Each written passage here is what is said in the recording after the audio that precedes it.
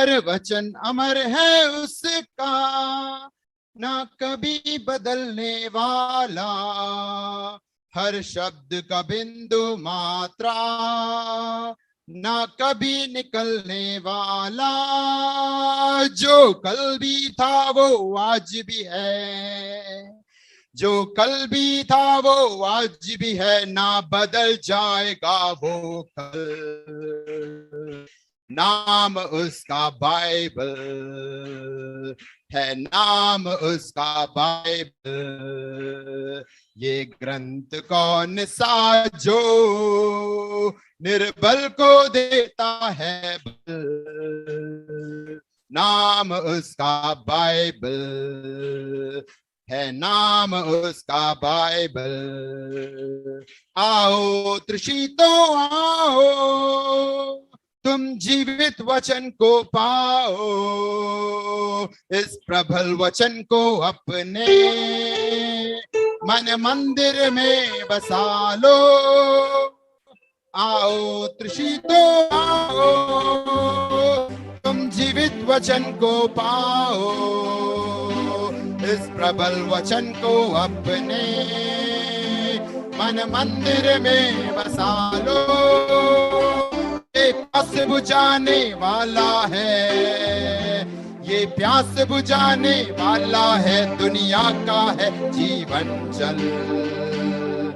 नाम उसका बाइबल है, नाम उसका बाइबल। ये ग्रंथ कौन सा जो निर्बल को देता है बल। नाम उसका बाइबल है, नाम उसका बाइबल। Praise the Lord. परमेश्वर के नाम की महिमा हो। इस पुनरुत्थान के पवित्र दिन के लिए परमेश्वर का धन्यवाद और स्तुति करता हूं। आए हुए आप सबों को जल्द से जल्द आने वाले प्रभु यीशु मसीह के मधुर नाम में मसीह अभिवादन देता हूं। फिर से एक बार मिलकर संगति करने के लिए, आत्मा और सच्चाई से आराधना करने के लिए और मिलकर स्वर्ग में हमेशा के लिए स्थिर किया हुआ परमेश्वर के वचनों को मनन करने का परमेश्वर ने जो सुवर्ण संधि दिया है, तहे दिल से परमेश्वर का धन्यवाद करता हूं। और मुझे वचन की सेवकाई के न्योता दिया हुआ प्रभु का दास पास्टर सनील, उनका परिवार, उन्हें भी तहे दिल से धन्यवाद करता हूं। परमेश्वर हम सबों को बहुत से आशीष दे। इब्रानियों की पत्री 4 अध्याय का 12 वचन कहता है, परमेश्वर का वचन जीवित और प्रबल है और वो दोधारी तलवार से भी अधिक चौका है। तो हम जब परमेश्वर के वचन को सुनते हैं, वचन को सुनाते हैं, वचनों का अध्ययन करते हैं, वचनों को मनन करते हैं, तो उससे पहले परमेश्वर के वचन के प्रभाव को हमारे जीवन में भलीभांति जानना अनिवार्य है। क्योंकि ऐरे गहरे रीति से अगर कोई वचन सुनता है तो उसके जीवन में कोई लाभ नहीं होगा। वचन जिस उद्देश्य से भेजा गया है, जिस उद्देश्य से परमेश्वर काम करना चाहता है, उसी उद्देश्य के साथ नम्रता, दीनता और पूरे विश्वास से जब हम वचनों को ग्रहण करेंगे, वो सामर्थशाली, शक्तिशाली और प्रभावशाली रीति से हमारे जीवन में काम करेगा। ये स्वर्ग में हमेशा के लिए स्थिर किया हुआ वचन है। जैसे यहाँ पर गीत गाया, हर वचन अमर है उसका, कभी ना बदलने वाला, हर शब्द का बिंदु मात्रा कभी ना निकलने वाला, जो कल भी था आज भी है, ना बदल जाएगा वो कल। तो ना बदलने वाला वचन जब हम लोग ग्रहण करते हैं तो हमारे जीवन में वो बड़ा बदलाहट लाता है। अनचेंजिंग गॉड्स वर्ड, ना परिवर्तन होने वाला वचन जब हम ग्रहण करते हैं, हमारे जीवन में परमेश्वर एक बड़ा परिवर्तन करता है। तो उसी मनोभाव के साथ हमें आगे बढ़ना है। भजन संहिता 119 का 103 वचन में दाऊद कहता है, परमेश्वर का वचन एक भोजन के समान है। परमेश्वर का वचन जब मैंने मुख में लगाया, मैंने उसको ग्रहण किया, वो दाक मधु से भी अधिक मीठा अनुभव मुझे प्रदान किया, ऐसा दाऊद कहता है। तो अगर दाऊद के लिए वो परमेश्वर का वचन भोजन के समान है, तो हम हमारे शारीरिक तंदुरुस्ती के लिए, शारीरिक पुष्टि के लिए कैसे समय नियोजन के अनुसार भोजन को खाते हैं। पवित्र आत्मा अगुवाई करता है उसी रीति से हमें आत्मिक भोजन पवित्र शास्त्र के वचनों को भी खाना है, उसे ग्रहण करना है। यिर्मयाह 15 अध्याय के 16 वचन में प्रभु का दास यिर्मयाह कहता है, जब परमेश्वर का वचन मेरे पास आ पहुंचा तो मैंने उसे खा लिया। यानी यिर्मयाह भी कहता है परमेश्वर का वचन भोजन के समान है, और उसका परिणाम क्या हुआ? जब उसने उस भोजन रूप वचन को ग्रहण किया, वो कहता है वो मेरे जीवन के लिए, मेरे हृदय के लिए वो बड़ा आनंद, हर्ष और उल्लास का कारण बना। संसार में लोग आनंद के लिए संसार की मोह अभिलाषाओं के पीछे जाते हैं। कुछ लोग अधिक धन कमाना चाहते हैं, लेकिन एक भक्त के जीवन में वो कहता है जब परमेश्वर का वचन मैं ग्रहण करता हूं, वो मेरे जीवन के लिए, मेरे हृदय के लिए, मेरे खुशहाली के लिए वो आनंद, हर्ष और उल्लास का कारण बनता है। नए नियम में प्रभु यीशु मसीह ने अपने चेलों को देखते हुए कहा, यूहन्ना रचित सुसमाचार उसके 15 अध्याय का 11 वचन, gospel of John chapter 15 verse 11, यीशु मसीह कहता है मेरा आनंद तुम में बन रहने के लिए और उसके द्वारा तुम्हारा आनंद की भरपूरी होने के लिए मैंने इन वचनों को तुम्हें दिया है। तो आज हम जब वचनों का मनन करते हैं, वचनों का अध्ययन करते हैं, याद रखना परमेश्वर ने अपना आनंद हमें दिया है। उसके द्वारा हमारे आनंद का क्लाइमैक्स, उसका भरपूरी में जाने के लिए पवित्र शास्त्र के वचनों को हमें दिया है। तो परमेश्वर का वचन अगर हम भोजन के रीति से ग्रहण करेंगे तो हमें क्या क्या लाभ होगा? सोमालिया जो देश है वहां पर आज भी बहुत सारे लोग भुखमरी, अकाल और फेमिन के कारण भूख के अवस्था में अपने प्राणों को त्याग कर रहे हैं। यानी भोजन का अभाव अगर बहुत दिन तक हुआ तो वो लोगों का जान भी जा सकता है। यानी भोजन एक व्यक्ति को जीवन प्रदान करता है, भोजन एक व्यक्ति को शक्ति और सामर्थ्य प्रदान करता है, भोजन एक व्यक्ति को तंदुरुस्ती प्रदान करता है, भोजन एक व्यक्ति के शारीरिक अवस्था को निपुण करते हुए बीमारियों से लड़ने की ताकत या इम्यूनिटी सिस्टम को और स्ट्रांग करता है। यानी इसका मतलब क्या है?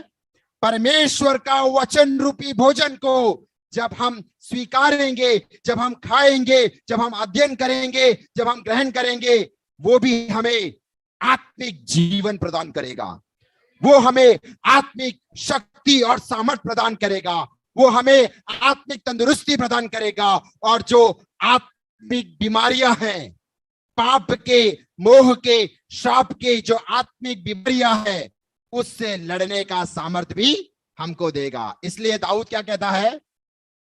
119:11 वचन में कहता है मैंने परमेश्वर के वचन को अपने दिमाग में, है में नहीं, अपने हृदय में समा लिया है ताकि मैं परमेश्वर के विरुद्ध पाप ना करूं। I have hidden your word in my heart so that I may not sin against thee. यानी जो परमेश्वर के वचन को ग्रहण करते हुए अपने हृदय में समाता है, वो पाप के ऊपर एक विजय मसीह जीवन जिएगा।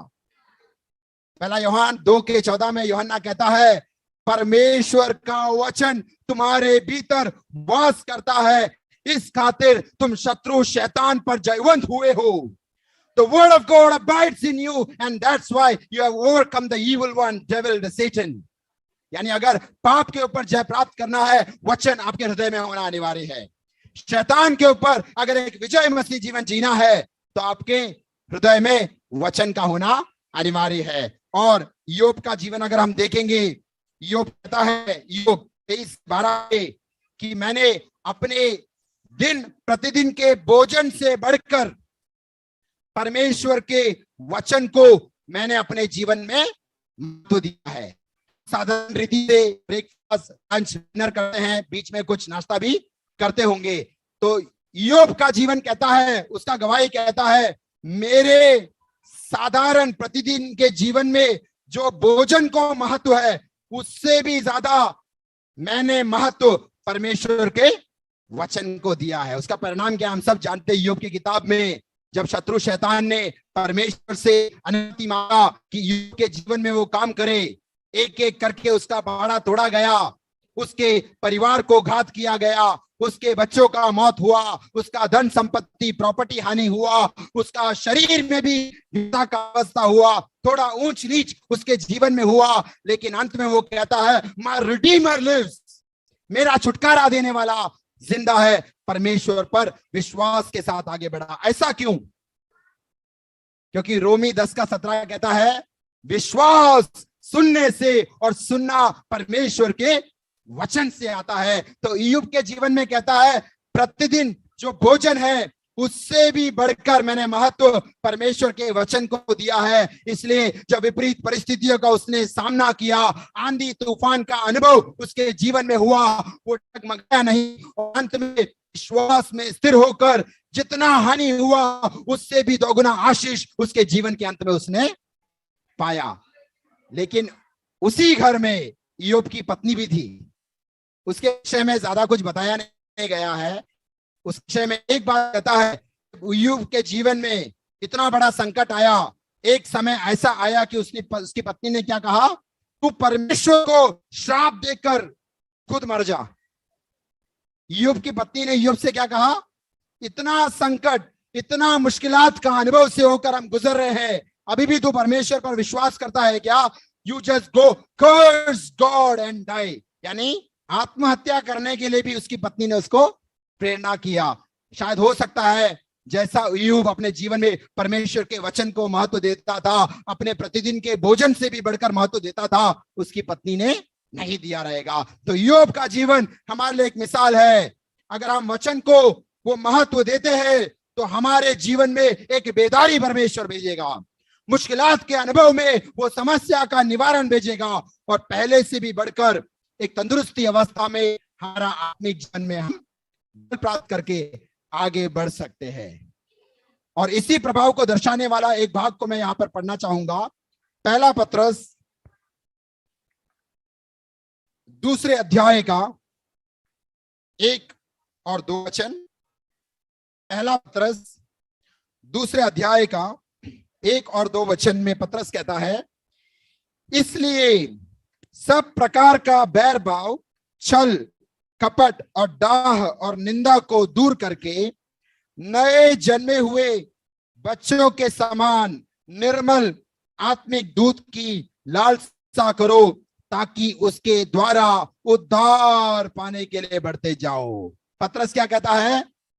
उद्धार में अगर बढ़ोतरी पाना है, आत्मिक जीवन में उन्नति प्राप्त करना है, तो आपको परमेश्वर का वचन रूपी निर्मल दूध को ग्रहण करना है। लेकिन ये भाग पढ़ते हैं तो यहां पर बैठा हुआ हर एक व्यक्ति के मन में एक महत्वपूर्ण सवाल पवित्र आत्मा पूछता है। वो क्या है?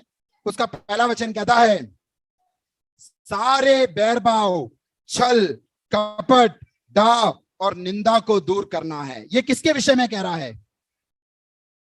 साधारण रीति से जो ईर्ष्या रखने वाले, झगड़ालू लोग, डाह करने वाले, बैरभाव करने वाले, निंदा करने वाले दुनिया के लोग माने जाते हैं, जिन्होंने प्रभु को उद्धारकर्ता स्वीकार नहीं किया है। बहुत सारे विश्वासी लोग समझते हैं ये कभी विश्वासियों के विषय में परमेश्वर कह ही नहीं सकता। लेकिन प्रेरित पत्रस आत्मा की अगुवाई में ये वचन किसको लिखा है वो जरा हम देखेंगे। पहला अध्याय, पहला पत्रस पहला अध्याय का 1 से 5 वचनों को मैं संक्षिप्त में बताना चाहूंगा। हम आज जब इस वचन को पढ़ते हैं उसको हम कैसे पढ़ सकते हैं? पत्रस की ओर से जो यीशु मसीह का प्रेरित है, उन परदेशियों के नाम जो मानखुड़, चेंबूर, वाशी, गोवंडी, नेरुल, पनवेल में तितर बितर होकर रहते हैं और परमेश्वर पिता के भविष्य ज्ञान के अनुसार आत्मा के पवित्र करने के द्वारा आज्ञा मानने और यीशु मसीह के लहू के छिड़के जाने के लिए चुने गए हैं। यानी किसको लिखा गया है ये वचन? जिन जगहों का नाम मैंने लिया क्योंकि हम आसपास के रहने वाले लोग हैं, यानी वहां पर तितर बितर होकर रहने वाले विश्वासियों को पवित्र आत्मा की अगुवाई में पत्रस ये वचन लिखता है। और उसका तीसरा वचन में क्या कहता है? हमारे प्रभु यीशु मसीह के परमेश्वर और पिता का धन्यवाद हो, जिसने यीशु मसीह के मरे हुओं में से उठने द्वारा अपनी बड़ी दया से हमें जीवित आशा के लिए जन्म दिया है। यानी ये किसको लिखता है? जिनको परमेश्वर ने जीवित आशा के लिए नया जन्म के अनुभव में लेके आया है, उन विश्वासियों को ये खत, ये पत्री लिखता है। उसका 4था वचन कहता है, उन विश्वासियों को जो अविनाशी निर्मल अजर मिराज के लिए तुम्हारे लिए स्वर्ग में रखी है, उन विश्वासियों को। और अंत में क्या कहता है?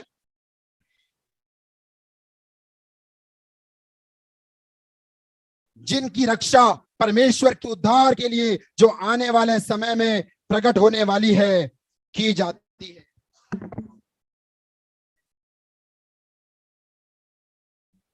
पहला पत्रुस पहले अध्याय का 1 से 5 वचनों में कहता है, ये पूरा पत्री नया जन्म पाए हुए विश्वासियों को, उद्धार पाए हुए विश्वासियों को पिता, पुत्र, पवित्र आत्मा के नाम से बपतिस्मा लेकर कलीसिया में आराधना उपासना करने वाले विश्वासियों को लिखा गया है। तो एक सवाल यहां पर आता है, क्या विश्वासियों के जीवन में बैरभाव है? क्या विश्वासियों के जीवन में दुष्टता है? क्या विश्वासियों के जीवन में कपट, निंदा, झूठ दिखाई देता है? पवित्र आत्मा की अगुवाई में पत्रुस कहता है, उद्धार पाने के बाद भी बहुत सारे विश्वासियों के जीवन में ये पाप की बातें पाई जाती है। विश्वासी समूह में ये डाह, निंदा, ईर्ष्या, जलसी, दुष्टता की बातें नजर आती है। इसलिए आपको अगर आत्मिक उन्नति प्राप्त करना है, अगर आपको आत्मिक जीवन में बढ़ोतरी प्राप्त करना है, तो सीधे वचन सुनने को मत आओ। उससे पहले आपको क्या करना है? यहां पर जो बैरभाव, निंदा, दुष्टता, कपट की बातें हैं, उसको अपने जीवन से हटाना है, उससे मन फिरना है, उससे पश्चाताप करना है। उसके बाद जब निर्मल वचन रूपी दूध को आप ग्रहण करोगे, वो आप स्पिरिचुअल ग्रोथ का कारण बनेगा। इसको समझने के लिए मुझे एक मनोरंजक उदाहरण याद आता है। एक बहुत ही मोटा आदमी, वो शायद साउथ इंडिया से रहेगा, तो उसके परिवार में बहुत लोग मोटे थे और वो सबसे मोटा था। तो उसको जब तकलीफ बढ़ने लगा, वो एक डॉक्टर के पास गया और डॉक्टर को बोला, डॉक्टर मैं कितना भी पैसा खर्च करने के लिए तैयार हूं, आप मुझे कोई दवाई दे दो या मेरा कोई सर्जरी कर दो जिससे मेरा मोटापा कम हो जाए। तो डॉक्टर ने उसका ऊपर से नीचे तक पूरा चेकअप किया और उसका वजन भी, वेट वगैरह नापा, और वेट जब देखा तो 110 केजी निकला। और ये देख के डॉक्टर ने बोला, आराम से बैठो, मैं आपको कुछ उपाय बताता हूं।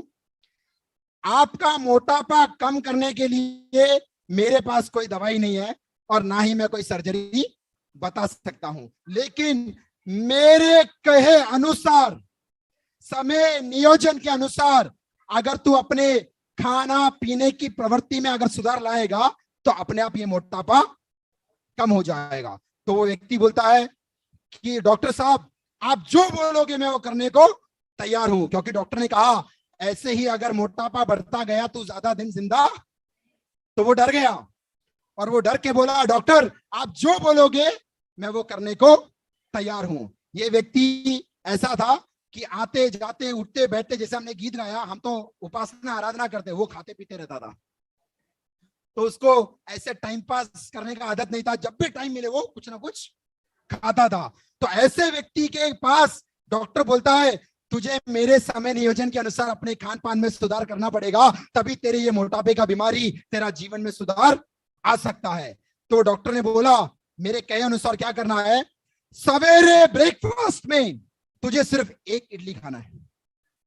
10 से 15 इडली खाने वाले व्यक्ति को डॉक्टर क्या बोलता है, सवेरे नाश्ता में सिर्फ 1 इडली खाना है, और दोपहर को लंच में पेट भर के बिरयानी वगैरह खाने वाले व्यक्ति को बोला 1 चम्मच चावल, 1 चम्मच भात खाना है, और फिर बीच में कुछ नहीं, और रात को सिर्फ 1 चपाती खाकर सोना है।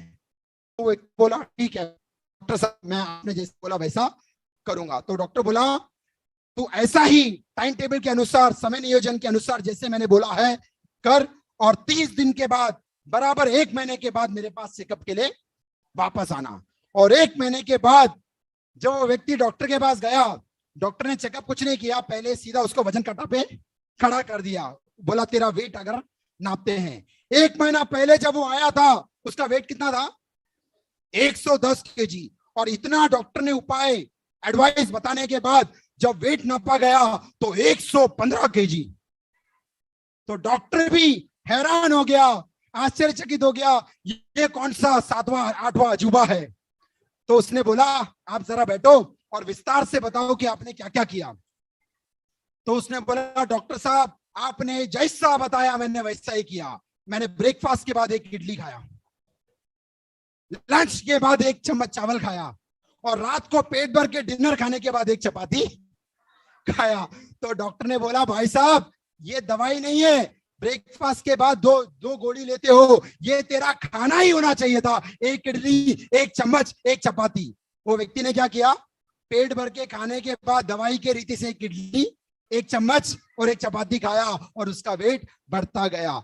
और वैसा ही पतरस यहाँ पर कहता है जिन बातों को आपके जीवन से अलग करना है, जिन बातों को आप मन फिरना है, दुष्टता की बातें, बैरभाव की बातें, छल कपट और ईर्ष्या की बातें, उसको हटाए बिना आप दिन प्रतिदिन हर हफ्ते कलीसिया में आकर वचन को सुनते रहोगे तो उस व्यक्ति के समान क्या होगा, आत्मिक मोटापन की अवस्था में चले जाओगे। लेकिन उन पाप की बातों से मन फिरते हुए एकदम पवित्र मन से, सच्चे मन से जब आप परमेश्वर की उपस्थिति में वचनों को सुनने के लिए आओगे तो वचन क्या कहता है, वो निर्मल वचन रूपी दूध आपके आत्मिक उन्नति का कारण बनेगा। लेकिन दूध पे रुकना नहीं है। जब एक छोटा बच्चा शिशु पैदा होता है वो दूध पी के आरंभ करता है, लेकिन जब 5 या 10 साल के बाद वो बच्चा घुटने पे ही रेंग रहा है या अभी भी दूध पी रहा है, माता पिता को खुशी होगा कि दुखी होगा? उसका अवस्था देखकर दुख अवस्था में होगा। उसी प्रकार से परमेश्वर चाहता है अगर हम आत्मिक दूध से आरंभ करते हैं तो आगे जाकर इब्रानी 5:12 के अनुसार आपको सिर्फ दूध नहीं, आपको अन्न खाने लायक निपुण बनना है। मिल्क सिर्फ नहीं, मीट खाने लायक आत्मिक गहराई के संदेशों को स्वीकारने हेतु स्पिरिचुअल ग्रोथ पाना अनिवार्य है। तो ये परमेश्वर के वचन का प्रभाव है। ये भोजन रूपी वचन को आप ग्रहण करोगे तो आपके जीवन में परमेश्वर उन्नति देगा, ग्रोथ देगा और तरक्की देकर प्रभु यीशु मसीह के आगमन की बात जोने के लिए आपको तैयार करेगा। थोड़े समय के मनन के लिए लूका रचित सुसमाचार उसके 14 अध्याय का 25 से 35 वचनों को कोई पढ़े। लूका रचित सुसमाचार 14 अध्याय का 25 से 35 वचन। और जब बड़ी भीड़ उसके साथ जा रही थी तो उसने पीछे फिरकर उनसे कहा, यदि कोई मेरे पास आए और अपने पिता और माता और पत्नी और लड़के बालों और भाइयों और बहनों वरन अपने प्राण को भी अप्रिय न जाने तो वह मेरा चेला नहीं हो सकता। और जो कोई अपना क्रूस न उठाए और मेरे पीछे न आए वह भी मेरा चेला नहीं हो सकता। तुम में से कौन है कि गढ़ बनाना चाहता हो और पहले बैठकर खर्च न जोड़े कि पूरा करने की बिसात मेरे पास है कि नहीं? कहीं ऐसा न हो कि जब नेव डालकर तैयार न कर सके तो सब देखने वाले यह कहकर उसे ठट्ठों में उड़ाने लगे कि यह मनुष्य बनाने तो लगा पर तैयार न कर सका। या कौन ऐसा राजा है कि दूसरे राजा से युद्ध करने जाता हो और पहले बैठकर विचार न कर ले कि जो 20,000 लेकर उसका सामना कर सकता हूँ कि नहीं? नहीं तो उसके दूर रहते ही वह दूतों को भेजकर मिलाप करना चाहेगा। इसी रीति से तुम में से जो कोई अपना सब कुछ त्याग न दे तो वह मेरा चेला नहीं हो सकता। नमक तो अच्छा है, परंतु यदि नमक का स्वाद बिगड़ जाए तो वह किस वस्तु से स्वादिष्ट किया जाएगा? वह न तो भूमि के और न खाद के लिए काम में आता है, उसे तो लोग बाहर फेंक देंगे। जिसके सुनने के कान हो वह सुन ले। धन्यवाद।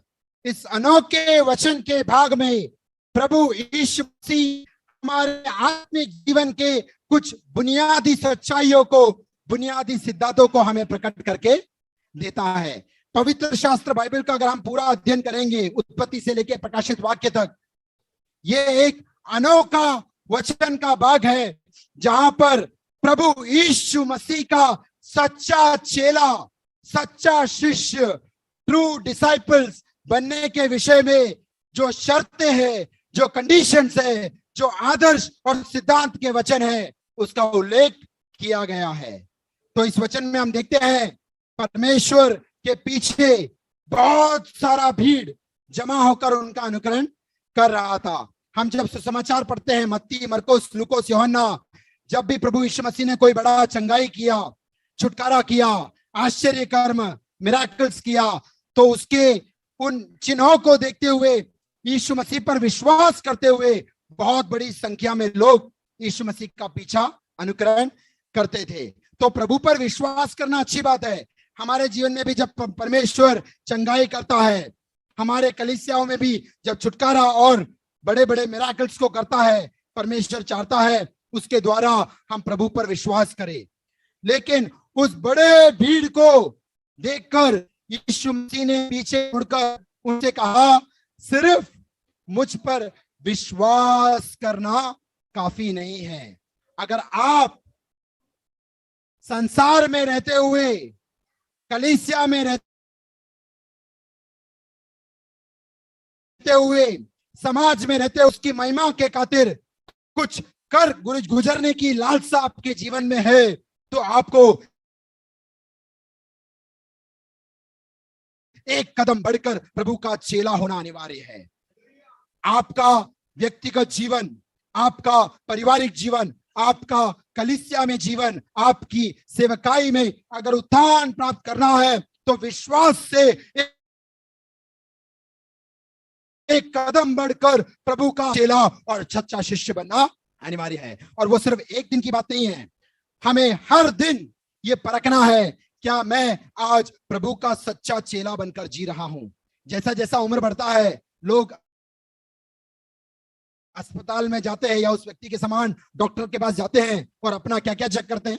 आजकल तो बहुत कुछ चेक करते हैं। साधारण रीति से लोग blood sugar, blood pressure, BP और कोलेस्ट्रॉल चेक करते हैं, उसकी मात्रा ऊपर है कि नीचे है। उसी प्रकार से हर एक विश्वासियों को परखना चाहिए कि प्रभु का चेला, प्रभु का शिष्य, प्रभु का डिसाइपल बनकर इन वचनों के अनुसार मैं अपना जीवन आगे बढ़ाता हूं या नहीं। क्योंकि उसके अंतिम दो वचनों में यीशु मसीह ने क्या कहा, जो इन वचनों के अनुसार मेरा चेला, मेरा शिष्य बनकर इस संसार में नहीं जीता है, उसका परिणाम क्या होगा, वो उस नमक के समान है जिसका स्वाद नष्ट हो चुका है और उसको बाहर फेंककर रौंदने के अलावा और उसका कोई गुणवत्ता नजर नहीं आता है। हम जब पकवान बनाते हैं, यहाँ पर बैठे हुए कुछ दक्षिण भारत से होंगे, उत्तर भारत से होंगे, पूर्वी और पश्चिम भारत से भी होंगे। हमारे राज्य के अनुसार, हमारे संस्कृति के अनुसार, हमारे भाषा के अनुसार हम लोग अलग अलग पकवान बनाते हैं। Dal fry, chicken fry, sambar, avial, aloo gobi, अलग अलग पकवान बनाते हैं। लेकिन अगर आप आलू की सब्जी बना रहे हो तो जितना आप आलू डालते हो उतना ही नमक डालते हो क्या? तब तो पानी पी पी के हालत खराब हो जाएगा। तो जो भी आप पकवान बनाते हो उसमें नमक की मात्रा बिल्कुल कम होती है, स्वाद के अनुसार होती है। और इसलिए प्रभु यीशु मसीह ने क्या कहा, विश्वासियों को, आपको और मुझे देखते हुए कहा, you are the salt of this earth. आप इस संसार में, इस पृथ्वी में नमक के समान हो। यानी स्वर्ग का परमेश्वर जब देखता है इस टेढ़ी और हटीली पीढ़ी के बीच में, अविश्वासियों के समूह के बीच में तितर बितर होकर एक एक जगह पर थोड़े विश्वासी नमक के समान परमेश्वर ने फैला के रखा है, क्योंकि वो समाज में, कलीसिया में परमेश्वर के लिए स्वादिष्ट अनुभव में, महिमा में जीवन जी पाए। तो ये कभी मत सोचना कि हम लोग संख्या में कम हैं। नमक संख्या में कम है, लेकिन वो थोड़ा स्वाद काफी है पूरे करी को स्वादिष्ट बनाने के लिए। लेकिन हमें परख कर देखना है क्या वो नमक स्वादिष्ट है या नहीं, क्योंकि इस वचनों के अनुसार अगर हम प्रभु के चेले नहीं बने तो हमारा परिणाम क्या होगा?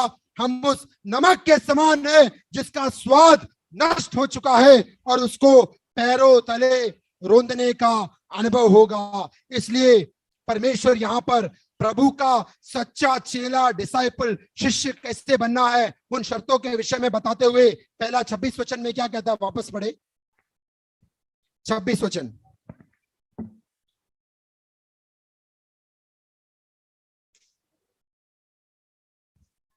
लूका 14 अध्याय का 26 वचन। यदि कोई मेरे पास आए और अपने पिता और माता और पत्नी और लड़के बालों और भाइयों और बहनों वरन अपने प्राण को भी अप्रिय न जाने तो वह मेरा चेला नहीं हो सकता। बस आपने उद्धार पाया होगा, नया जन्म पाया होगा, पश्चाताप किया होगा, विश्वास किया होगा, आराधना करते हो, गीतों को गाते हो, गवाही देते हो, सुसमाचार सुनाते हो, लेकिन प्रभु यीशु मसीह एक सवाल पूछता है, क्या आप प्रभु के सच्चे चेले बने हो? क्या आप प्रभु के सच्चे शिष्य या डिसाइपल बने हो? उसका सबसे पहला शर्त क्या है? यीशु मसीह कहता है तुम्हें अपने माता, पिता, भाई, बहन, पत्नी और बच्चों को अप्रिय जानना है। एक सवाल आता है, हमें परिवार में किसने बांधा है? स्वर्ग के परमेश्वर ने हमें परिवार में बांधा है। पति पत्नी को एकजुट परमेश्वर ने किया है। संतान परमेश्वर की आशीष है। कलीसिया में भाई बहनों के साथ हम संगति करते हैं, परमेश्वर की योजना है। लेकिन यीशु मसीह यहां पर कहता है अगर आपको मेरा चेला बनना है, यीशु मसीह का शिष्य बनना है, तो आपको क्या करना पड़ेगा? आपके माता, पिता, भाई, बहन, पत्नी और संतानों को अप्रिय। ये थोड़ा विरोधाभास लगता है, कॉन्ट्रडिक्टरी लगता है। इसका सही मायने में अर्थ क्या है? मत्ती 10 का 37 और 38 वचन जरा पढ़े। मत्ती रचित सुसमाचार 10 अध्याय का 37 और 38 वचन। Gospel of Matthew chapter 10 versus 37 and 38। जो माता या पिता को मुझसे अधिक प्रिय जानता है वह मेरे योग्य नहीं, और जो बेटा या बेटी को मुझसे अधिक प्रिय जानता है वह मेरे योग्य नहीं, और जो अपना क्रूस लेकर मेरे पीछे न चले वह मेरे योग्य नहीं। ये है सही मायने में यीशु मसीह के कहने का अर्थ। इसका मतलब आज ये संदेश सुनकर घर पे जाकर अपने पति को, पत्नी को ये मत कहना कि मैं तुझसे नफरत करता हूं, क्योंकि आज से मैं प्रभु का चेला बन गया हूं। जो भी रास्ते में भाई बहन दिखता है उससे नफरत करते हुए, झगड़ा करते हुए जाना, ऐसा नहीं। अपने घर पे जाके अपने बच्चे को उठा पटक के नफरत करना, ऐसा भी नहीं कह सकता है। यीशु मसीह का कहने का तात्पर्य क्या है? अगर कोई मेरा चेला, शिष्य या डिसाइपल बनना चाहता है, उसको अपने पति और पत्नी से ज्यादा मुझसे प्रेम करना है, अपने संतानों, बच्चों से ज्यादा मुझसे प्रेम करना है, अपने भाई बहन से अधिक मुझसे प्रेम करना है। क्योंकि जो वचन अभी पढ़ा मत्ती 10 के 37 और 38 में यीशु मसीह कहता है जो अपने माता पिता को मुझसे ज्यादा प्रिय करता है वो मेरे योग्य नहीं। जो अपने बेटा और बेटी से ज्यादा लगाव रखता है प्रभु यीशु मसीह से अधिक, वो मेरे योग्य नहीं। यानी कलीसिया में हो, परिवार में हो, माता पिता हो, भाई बहन हो, बच्चे हो, बेटे बेटी हो, उन्हें हमें प्रेम करना है। लेकिन कैसे प्रेम करना है? नेचुरल अफेक्शन, स्वाभाविक प्रेम को हटाकर ईश्वरीय प्रेम से उन्हें प्रेम करना है। यानी अब तक कोई भी व्यक्ति एक दूसरे से प्रेम क्यों करता है? क्योंकि मनुष्य सेल्फिश है। कोई भी व्यक्ति अगर संसार में प्रेम का ढोंग रखता है, याद रखना सामने वाले व्यक्ति से उसे कुछ ना कुछ लाभ मिलने वाला है। उसको कोई मदद, कोई लाभ, कोई धन, कोई सहायता मिलेगा, तभी वो उस व्यक्ति से प्रेम करता है। लेकिन यीशु मसीह का प्रेम ऐसा नहीं है। जब हमने उसको दुख पहुंचाया, जब हमने उसको ताड़ना दिया, जब हमने उसको प्रताड़ित किया, वो क्रूस पर लटके हुए कहता है मैं इन सबको क्षमा करता हूं। वो है मसीह प्रेम। तो हम साधारण रीति से अपने भाई बहन, माता पिता, बच्चे, संतानों से प्रेम करते होंगे, लेकिन अगर प्रभु का चेला बन गए तो वो स्वाभाविक प्रेम को हटाकर ईश्वरीय प्रेम से उन्हें प्रेम करना है। ऐसा कोई कहना नहीं कि मैं प्रभु का चेला बन गया इसलिए मुझे अभी परिवार नहीं चाहिए, कलीसिया नहीं चाहिए, भाई बहन नहीं चाहिए, ऐसा कोई नहीं कहना चाहिए। इसके एक उदाहरण देना चाहता हूं। यीशु मसीह को सूरज के रीति से चित्रित किया गया है, सन ऑफ राइचियसनेस, धार्मिकता का सूरज। और पहला कोरिन्थी 15 अध्याय के 41 वचन में आपको और मुझे विश्वासियों को पौलुस कहता है अनंत काल में हम तारों के समान होंगे।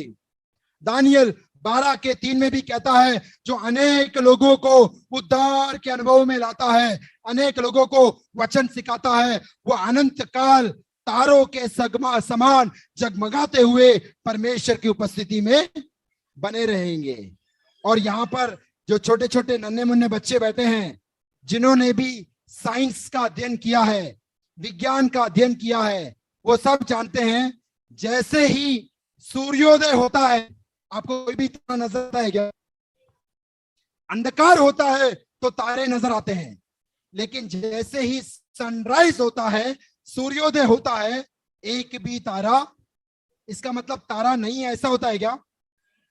तारागण अभी भी आकाश मंडल में है, लेकिन सूर्य की ज्योति इतनी अधिक होती है जिसके कारण तारे की ज्योति दिखाई नहीं देती है। इसलिए हम कहते हैं दोपहर को 12 बजे सिर्फ सूर्य की रोशनी नजर आती है, हमें एक तारा भी नजर नहीं आता है। वही यीशु मसीह कहता है, जब यीशु मसीह तुम्हारे जीवन में राजाओं का राजा, प्रभुओं का प्रभु, उद्धार करता बन जाता है, जब प्रभु यीशु मसीह के तुम सच्चे चेले, शिष्य और डिसाइपल बन जाते हो, आपके जीवन में यीशु मसीह जो सूरज का उदय हो जाता है, उस सूरज यीशु मसीह के रोशनी के सामने छोटे मोटे तारा कौन है?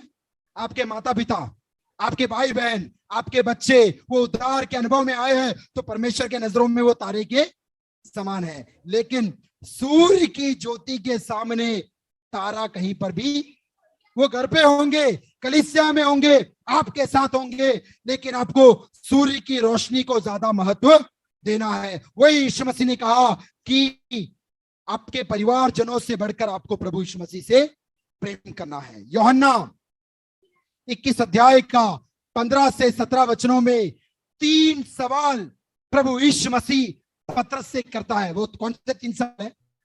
वो एक ही सवाल है, उसको 3 बार पूछता है। क्या पूछता है?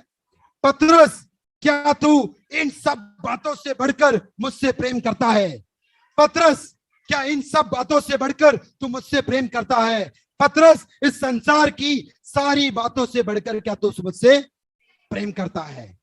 पतरस पहली बार पूछा तो उसने जवाब दिया, दूसरी बार पूछा तो उसने जवाब दिया कि मैं प्रेम करता हूं, लेकिन जब तीसरी बार वही सवाल पतरस को पूछा गया, पतरस अपट गया और वो कहता है परमेश्वर तो सच में जानता है। और आज इस कलीसिया के हर एक विश्वासी को परमेश्वर यही सवाल पूछता है, क्या आपके परिवारजनों से बढ़कर आप प्रभु से प्रेम करते हो? क्या आपको जो धन दौलत दिया है, आपको जो प्रॉपर्टी बैंक बैलेंस दिया है, आपको व्यापार बिजनेस जॉब दिया है, उससे बढ़कर क्या आप परमेश्वर से प्रेम करते हो? अगर आप नहीं करते हो तो आज परमेश्वर के सामने नम्रता और दीनता से, सच्चाई से कबूल करना, प्रभु मैं तेरा चेला आज तक नहीं बना, मैं तेरा चेला बनना चाहता हूं। तो परमेश्वर चाहता है कि हम प्रभु के सच्चे चेले बनते हुए आगे बढ़ना है। एफेसियों की पत्री 6 अध्याय का 1 और 2 वचन पढ़ना।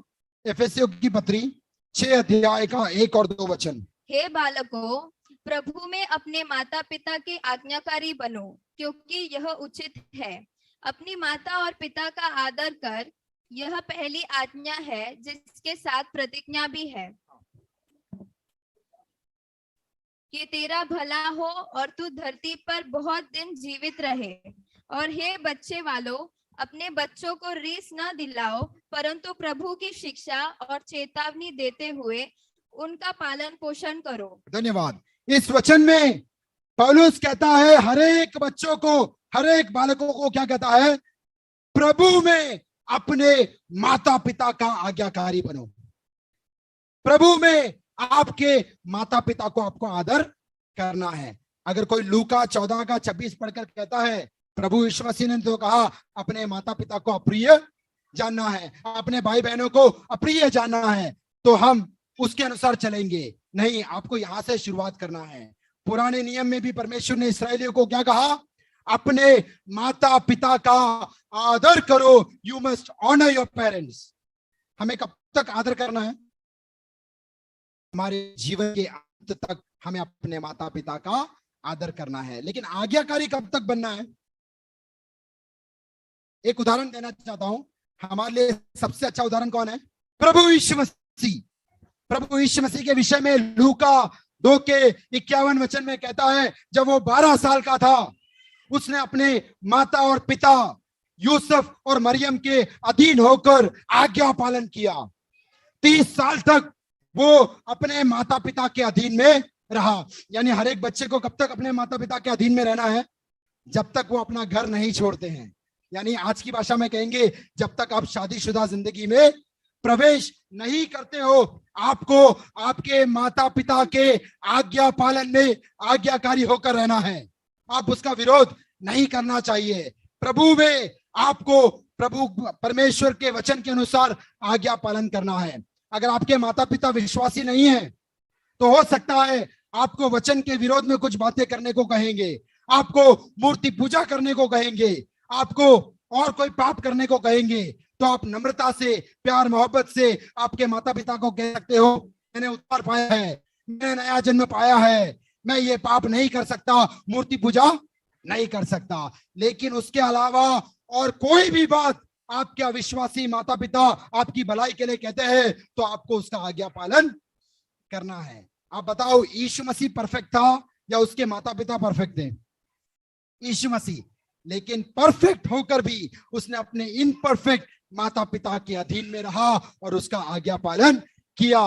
लेकिन जब एक व्यक्ति का शादी हो जाता है, लड़का या लड़की विवाह के बंधन में बन जाते हैं, या यीशु मसीह के समान 30 साल में उसने अपना घर छोड़ा, उसके बाद यही माता मरियम काना की शादी में, यूहन्ना रचित सुसमाचार 2 अध्याय का 1 से 3 वचन जब हम पढ़ते हैं, वहां पर काना के शादी में यीशु मसीह को, उसके चेलों को और उसकी माता मरियम को जब न्योता दिया था, वहां पर जब दाखरस घट गया तो माता मरियम आकर क्या कहती है? यीशु मसीह को कहती है कि यहाँ पर दाखरस घट गया है, तू कुछ कर सकता है तो कर। तो उसने मुड़कर माँ, माता या मम्मी करके नहीं पुकारा, क्या बोला? हे महिला, तेरा और मेरा क्या संबंध, तुझसे और मुझसे क्या काम। यानी जब तक वो घर में था अपने माता पिता के अधीन में, माता पिता के आज्ञाकारी बनकर रहा। लेकिन जब पिता की सेवकाई का समय आया, जब वो घर से बाहर निकला, तब भी वो माता पिता का आदर करता था। क्रूस पर लटके हुए उसने अपने चेले को कहा कि मेरी माता का ख्याल रख। लेकिन सेवकाई में या अपने जीवन के निर्णयों में वो अपने माता पिता को इन्फ्लुएंस करने का मौका नहीं देता था। तो वही हमें भी पालन करना है। जब तक आप माता पिता के अधीन में हो, जब तक आपका शादीशुदा जीवन प्रवेश नहीं होता है, आपको आदर भी करना है और आज्ञा पालन भी करना है। और शादी के बाद यीशु मसीह का वचन क्या कहता है? उत्पत्ति 2 में कहता है, आदमियों को कहता है कि तुम्हें अपने माता पिता को छोड़कर अपने पत्नी से जाकर जुड़ना है। भजन संहिता 40 में कहता है, दुल्हन को कहता है, हे दुल्हन तू कान खोलकर सुन, तू अपने पिता के घराने को भूल जा, ताकि तेरा पति तेरे खूबसूरती को निखारते हुए तेरे साथ संगति करे। यानी लड़के को भी एक ही संदेश, शादी होगा तो अपने माता पिता को छोड़कर अपने पत्नी से जुड़ना है। लड़की को यही संदेश, अपने पिता के घराने को छोड़कर तुझे अपने पति से मिलना है। इसका अर्थ शादीशुदा जीवन के प्रवेश करने के बाद भी आपके माता पिता, भाई बहन, चाचा चाची, नाना नानी, ये सब आपको एडवाइस देंगे, अच्छा है, लेना चाहिए। लेकिन अंतिम निर्णय कैसे होना चाहिए? पति और पत्नी दोनों साथ में मिलकर निर्णय लेना है। सेवकाई हो, परिवार हो, कलीसिया हो, आपको साथ मिलकर निर्णय लेना है। लेकिन आपके जीवन के अंत तक आपको अपने माता पिता का आदर करना है। अगर आदर नहीं किया तो क्या होगा? एक संदर्भ बताता हूं, उत्पत्ति का किताब 9 अध्याय का 21 से 27 वचन, जेनेसिस चैप्टर 9 वर्सेस 21 टू 27। वहां पर कहता है, प्रभु का दास नोहा जो धार्मिकता का प्रचारक था, who was the preacher of righteousness, उसने 120 साल सेवकाई किया, जहाज बनाया, जल प्रलय आया, उसके बावजूद भी परमेश्वर ने उसके परिवार को संरक्षण दिया। लेकिन नोहा के जीवन में एक कमी घटी हुआ। क्या हुआ? वो वचन का भाग कहता है, एक दिन वो दाख मधु पीकर नंगा अवस्था में अपने तंबू के अंदर पड़ा रहा। ये देखकर उसके 3 बेटे थे, शेम, हैम और जाफेत। तो जो उसका बेटा हाम था, उसने अपने पिता का नंगापन का अवस्था देखकर अपने भाइयों को जाकर सूचित किया। उसके पिता के नंगापन को छुपाने के बजाय उसने बाहर जाकर उसके बारे में बात किया। लेकिन जब उसके 2 भाइयों को पता चला, शेम और जाफेत को पता चला, उन्होंने क्या किया? अपने कंधों पर कपड़े लटकाकर उल्टा चलते हुए अपने पिता के नंगेपन को छिपाते हुए, नंगेपन को ना देखते हुए उसको ढांप दिया। और जब नोहा को होश आया तब उसने क्या किया? उस वचन में कहा है, हम जिसने अपने पिता का निरादर किया, डिसऑनर किया, अपने पिता के नंगापन को उजागर किया, परमेश्वर ने कहा तू और तेरा परिवार श्रापित है। और जिस शेम और जाफेत ने अपने पिता के नंगेपन को छुपाया, उसका आदर किया, उसके विषय में क्या कहता है? परमेश्वर तुझे और तुम्हारे परिवार को आशीष करेगा। तो भले ही आपके माता पिता थोड़े पुराने ख्यालात के होंगे, उनको अधिक पढ़ाई लिखाई नहीं होगा, लेकिन फिर भी आपको उसका आदर करना है। उनका जिंदगी में कभी भी निरादर नहीं करना, ये परमेश्वर का आपके प्रति इच्छा है। और यही बात आगे जाकर हम देखते हैं व्यवस्था विवरण 33 अध्याय का 8 से 11 वचन में। जब मूसा पर्वत से उतर कर आया, परमेश्वर के वचन लेकर नीचे उतर कर आया, तो उसने क्या देखा? इस्राएल जन बहुत जोर से आराधना कर रहे हैं। आज का चर्च लोग उसके सामने कुछ भी नहीं रहेगा। लेकिन जब अंदर आकर देखा तो वो किसकी आराधना कर रहे थे? एक बैल के बछड़े का आराधना कर रहे थे, यानी एक गोल्डन काफ का वर्शिप कर रहे थे। ऐसा क्यों? जब इस्राएल जनता ने देखा कि मूसा पर्वत पर गया, बहुत समय हो गया, वापस नहीं आया, तो उन्होंने हारून को क्या कहा कि हमारे सामने आराधना करने के लिए, हमें अगुवाई करने के लिए हमें एक यहोवा परमेश्वर को बनाकर देना। तो सिंपल एक सवाल, वहां पर इस्राएल जनता ने हारून को क्या पूछा? हम जिसको देख सकते हैं, जिसकी आराधना कर सकते हैं, जो हमें अगुवाई करेगा, ऐसे एक यहोवा परमेश्वर को बनाकर देना। लेकिन हारून ने क्या बनाया? एक गोल्डन काफ, एक बैल के बछड़े को बनाया। ऐसा क्यों? इस्राएल का जनता कहना चाहिए, हमने तो यहोवा परमेश्वर का मांग किया था, तूने तो एक बैल के बछड़े को बना दिया है। उसका एक कारण बताना चाहता हूं। जब 400 साल 430 साल मिस्र की गुलामी की अवस्था में इस्राएल जन थे, तो जब वो आराधना करते थे तो मिस्र के लोगों को वो पसंद नहीं आता था, क्योंकि वो लोग क्या है? बैल की बलि देकर परमेश्वर की आराधना करते थे। और मिस्र लोगों का एक देवता था, बैल देवता। तो अगर उनके देवता को बलिदान कर कर इस्राएल जन आराधना करते हैं, वो मिस्री लोगों को अच्छा नहीं लगता। उन्होंने यहोवा को कभी देखा नहीं, यहोवा उनको अगुवाई करता था, लेकिन यहोवा को कभी देखा नहीं। लेकिन जब मिस्र की गुलामी से बाहर निकालकर परमेश्वर उनको रेगिस्तान में आराधना करने के लिए अगुवाई किया, और जब एक परमेश्वर बनाने का मार्ग हारून के सामने रखा गया, तो हारून ने तो देखा नहीं परमेश्वर कैसे दिखता है। तब उसको याद आया, मिस्र में हम जब रहते थे, हमारे आजू बाजू में मिस्त्री लोग किसकी आराधना करते थे? बैल देवता की। उसके लिए उसने परमेश्वर जब बनाया, कैसा बनाया? एक बैल देवता के बछड़े का बनाया। और जब ये देखकर मूसा पर्वत से उतरा, वो बहुत गुस्सा अवस्था में कहने लगा, जो कोई परमेश्वर की ओर है वो मेरे ओर आ जाओ। तब सिर्फ इस्राएल का एक ट्राइब, एक गोत्र जिसको हम लेवी कहते हैं, वो मूसा के साथ खड़ा हुआ। और मूसा ने उनको आज्ञा क्या दिया?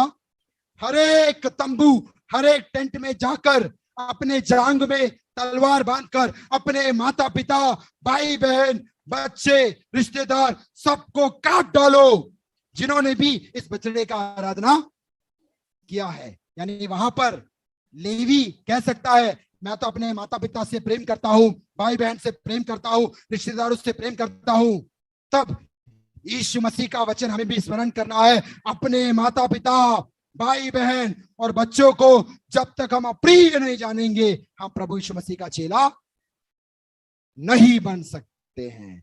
तो हमें नोहा के उदाहरण से भी सीखना है, लेवी के उदाहरण से भी सीखना है। अंत में एक वचन बताकर यहां पर मैं समाप्त करूंगा। लूका 14 का 27 वचन जरा पढ़ना। लूका 14 का 27।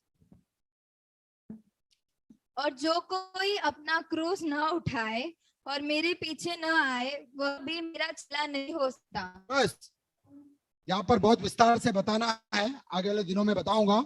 यहाँ पर दूसरा एक शर्त, दूसरा एक कंडीशन, दूसरा एक सिद्धांत यीशु मसीह बोलता है, जो कोई अपने आप को त्यागते हुए, अपना क्रूस उठाते हुए मेरा अनुकरण नहीं करता, वो मेरा शिष्य नहीं बन सकता। मत्ती 10 के 37-38 में हमने पढ़ा, जो अपना क्रूस उठाकर मेरा अनुकरण नहीं करता वो मेरे योग्य नहीं है। क्रूस का अर्थ क्या है? यहां पर एक क्रॉस का चित्र है, वहां पर भी एक क्रॉस का चित्र है। यहां पर यीशु मसीह लटका हुआ है क्या? नहीं, क्योंकि यीशु मसीह मृत अवस्था में नहीं है, क्योंकि वो आज जिंदा अवस्था में है। लेकिन क्रूस का एक अर्थ आप देखोगे, यहां पर दो लकड़ी या प्लैंक्स ऑफ वुड से क्रूस का चित्र बनाया गया है। और यीशु मसीह ने क्या कहा? तुम्हें मेरा क्रूस उठाने की जरूरत नहीं है, तुम्हें अपना क्रूस उठाकर मुझे अनुकरण करना है, तभी आप मेरे चेले बन सकते हो। संक्षिप्त में मैं बताना चाहता हूं, क्रूस वो बिंदु है, क्रूस वो पॉइंट है जब आपका इच्छा और परमेश्वर का इच्छा मेल खाता है। यानी जो सीधा लकड़ी है और टेढ़ा लकड़ी है, जहां पर जुड़ता है वहां क्रूस का महत्व है। यानी यीशु मसीह जब दुनिया में आया, उसने क्या कहा?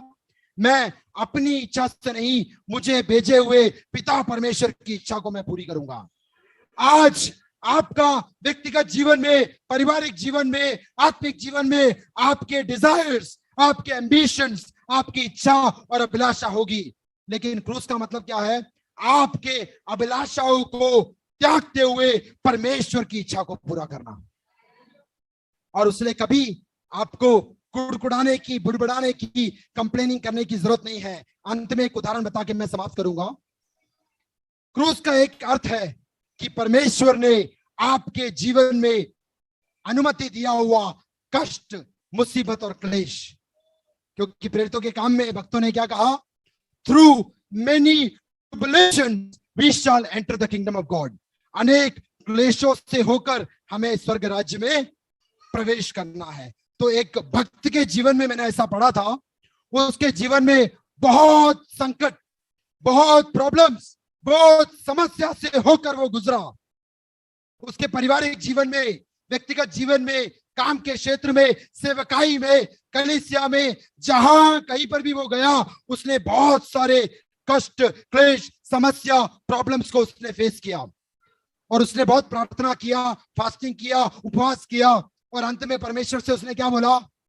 परमेश्वर, ये क्रूस तू उठा ले, मेरे जीवन का जो ये व्यथा है, ये पीड़ा है, ये समस्या, प्रताड़ना है, इससे मुझे मुक्त कर दे। ऐसा प्रार्थना करके एक दिन जब वो सोने को गया, उसके स्वप्न दर्शन के द्वारा परमेश्वर ने उससे बात किया। वो क्या था? संक्षिप्त में बताता हूं। उसको उसके सपने में उस प्रभु के दास को उसके सपने में एक बहुत बड़े गोडाउन में लेकर गया, और गोडाउन में क्या रखा है? ऐसे ही आकृति के बहुत सारे क्रॉस रखे हुए हैं। तो उसने अंदर जाके परमेश्वर से पूछा, परमेश्वर मुझे क्यों लेके आया है यहाँ पर? तो परमेश्वर ने बोला, तेरा क्रूस तुझे भारी लगता है ना, तेरा क्रूस तुझे कष्ट पहुंचा रहा है ना, तो तू अपना क्रूस दरवाजे पे रख दे और अंदर तुझे जो पसंद आता है तो क्रूस ले ले, वो तेरे को तेरे जीवन में दे दूंगा। तो सबसे पहले वो गया एक कोने में, तो उसने क्या देखा? स्टेफानोस का क्रूस। स्टेफानोस कौन है? नया नियम की कलीसिया का पहला रक्त साक्षी। उसके जीवन के विषय में वहां पर लिखा था, इसको पत्थर मारकर, पत्थरवा कर कर, लहूलुहान होकर उसने अपने प्राणों की आहुति दी।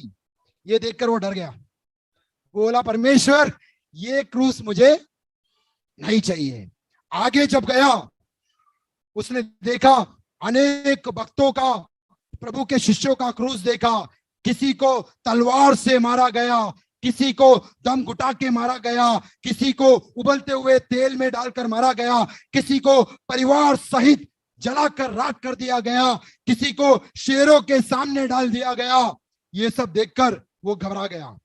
और उसने बाद में देखा कि उस गोडाउन के कोने में एक बहुत बड़ा भारी भरकम क्रूस है, और उसने जाकर उसको उठाने का कोशिश किया, और उसका एक भाग भी इतना भारी था उसने उठा भी नहीं पाया। उसने ऊपर देखा, किसका क्रूस है? अपोस्तल पॉल, प्रेरित पॉल का क्रूस, वो उसको उठा भी नहीं पाया। ये सब देखकर उसने प्रभु से गिड़गिड़ा के बोला, प्रभु मेरा क्रूस मुझे वापस दे दो, मुझे और किसी के क्रूस की जरूरत नहीं है। तो आज प्रभु यीशु मसीह का चेला बनने का संदेश आपको, आप माता पिता, भाई बहन, संतान, रिश्तेदार से बढ़कर प्रभु से प्रेम करना है। आपको जो संपत्ति, प्रॉपर्टी, जॉब, बैंक बैलेंस, धन दौलत दिया है, उससे बढ़कर प्रभु से प्रेम करना है। और जो क्रूस आपके जीवन में दिया है, आपकी इच्छाओं को त्यागते हुए, आपके एम्बिशंस को त्यागते हुए, आपके अभिलाषाओं को त्यागते हुए, आपको जिस स्थिति से परमेश्वर लेके जा रहा है उसमें अपना क्रूस उठाकर जब आप यीशु मसीह का पीछा करोगे, यीशु मसीह कहता है आप उस नमक के समान हो जो स्वादिष्ट है, आप उस नमक के समान हो जो टेस्ट पैदा करता है, आप उस नमक के समान हो जो समाज में, कलीसिया में, इस पूरे राष्ट्र में परमेश्वर के नाम की महिमा के लिए बदल जाएगा। हम सब अपने स्थानों में खड़े हो जाएंगे।